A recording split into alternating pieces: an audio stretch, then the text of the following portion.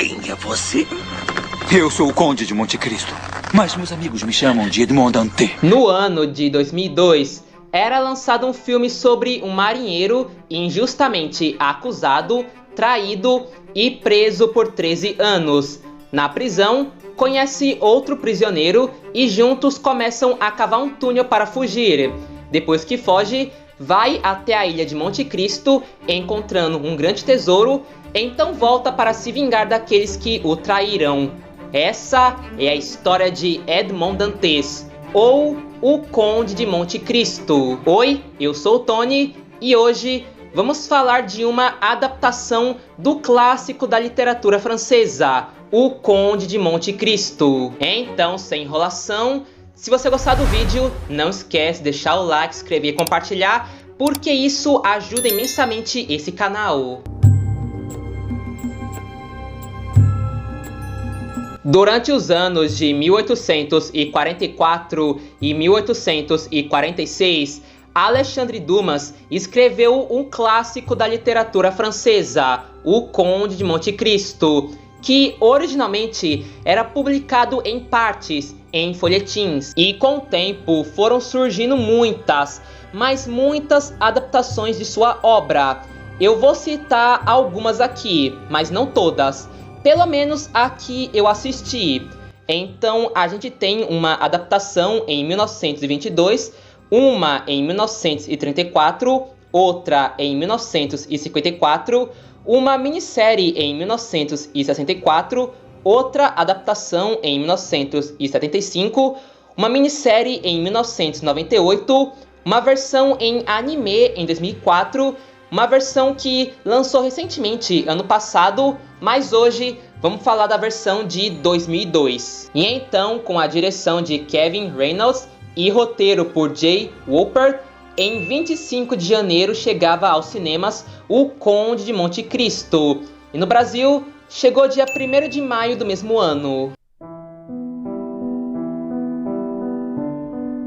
O filme começa no ano de 1814, com Edmond Dantès e Fernand Mondego, marinheiros do navio mercante Pharaon, desembarcando na ilha de Elba. Naquela ilha, acabam encontrando Napoleão Bonaparte. Então, Edmond explica que o capitão do Pharaon estava muito doente e eles precisavam de ajuda. Durante o tempo que ficaram na ilha, Napoleão pede para Edmond entregar uma carta para um homem chamado Clérion. O conteúdo da carta era ingênuo, mas Edmond não poderia falar para ninguém, muito menos para Fernand. Tempo depois, Napoleão avisa que o capitão havia morrido, então Edmond e Fernand voltam para o navio e partem para casa. Chegando em casa, em Marsella, o primeiro imediato Danglars vai conversar com o Sr. Morel, avisando que Edmond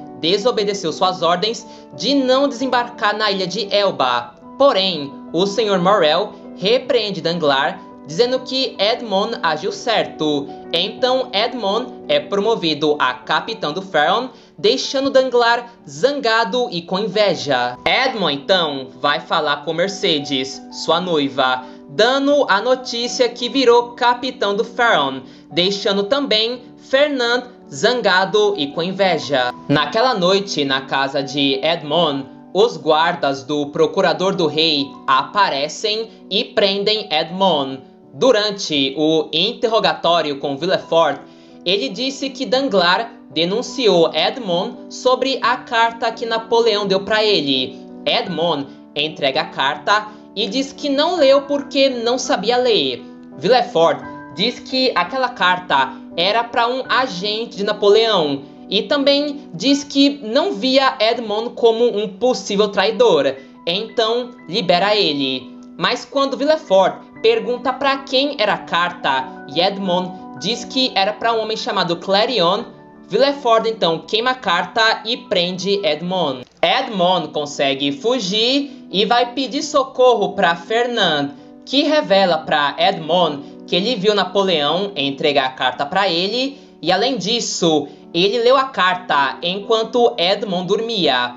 Assim, ele e Danglars o traíram. Depois de ser capturado de novo, é levado para o castelo If, chicoteado e deixado abandonado e trancado naquela cela. Enquanto isso, em Marsella, Mercedes, o pai de Edmond, o Sr. Morel e até mesmo o próprio Fernand vão pedir para Villefort a liberdade de Edmond, que responde que Edmond era acusado de traição e agora estava com os homens do rei. Dias depois, Mercedes recebeu uma carta dizendo que Edmond foi morto na prisão.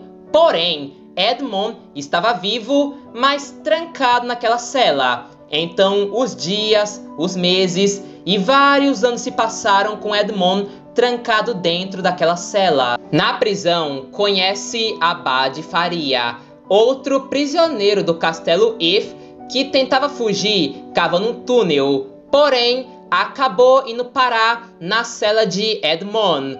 O Abade então pede ajuda a Edmond para cavar um túnel e os dois fugirem, e em troca o Abade ensinaria tudo o que sabia para Edmond. Depois de muito tempo estudando, cavando, treinando, com a ajuda do Abade, Edmond finalmente entende o motivo de sua prisão.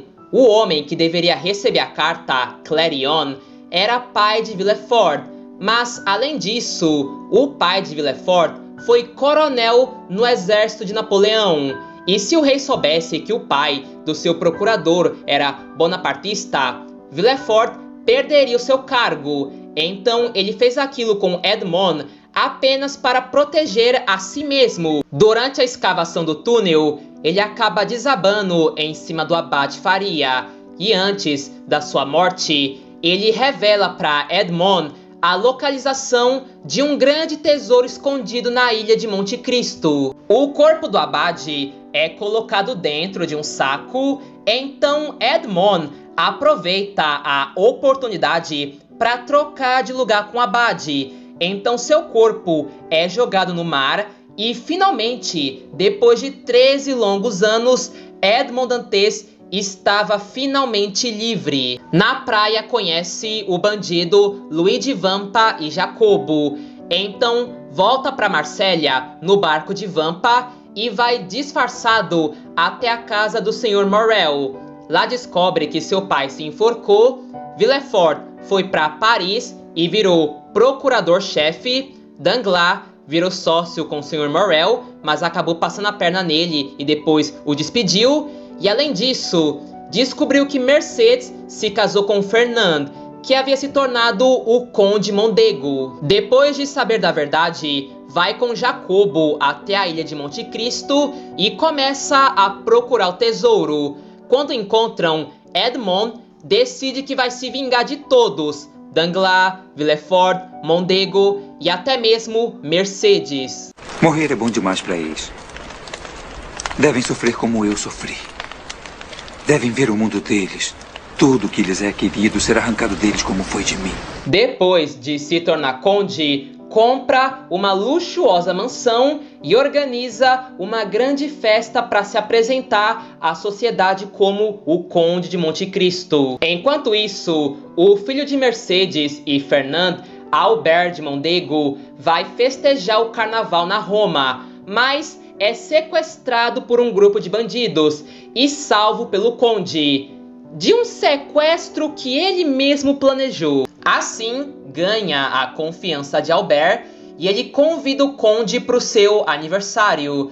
Durante a festa, Mercedes olha para o conde com aquele olhar dizendo: "Eu sei que te conheço de algum lugar." Depois da festa, entra na carruagem do conde e diz que reconheceu que ele era Edmond Dantes. Mas o conde insiste que não era aquele tal de Edmond que Mercedes mencionou. Logo depois, Edmond começa a colocar em prática toda a sua vingança.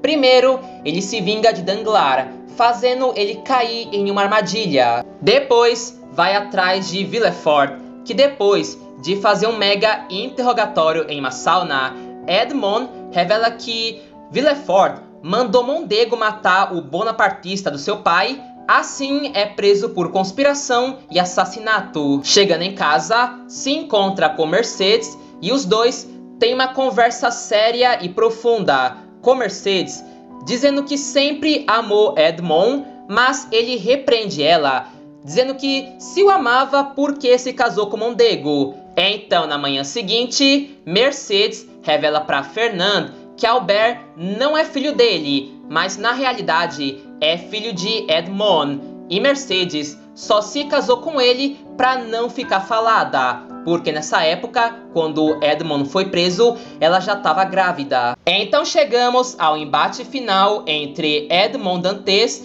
e Fernand Mondego. Porém, no meio da luta, Albert aparece e durante o confronto, Mercedes também aparece, revelando para Albert que ele era filho de Edmond Dantes. Então Mondego tenta fugir, mas não consegue, alegando que não pode viver em um mundo onde Edmond tem tudo e ele não tem nada. E agora sim, realmente começa a luta, o embate final entre os dois personagens, Edmond Dantes e Fernand Mondego, que no fim, Edmond acaba vencendo. O que houve com perdão? Sou o conde, não um santo. Uma pequena curiosidade, mas essa frase é semelhante ao que o abade Faria diz antes de morrer. Eu sou padre, não sou santo. O filme termina com Edmond de volta no castelo If, mas não mais como um prisioneiro, prometendo ao abade Faria que todo o dinheiro usado para a vingança agora vai ser usado para o bem. Deus me fará justiça.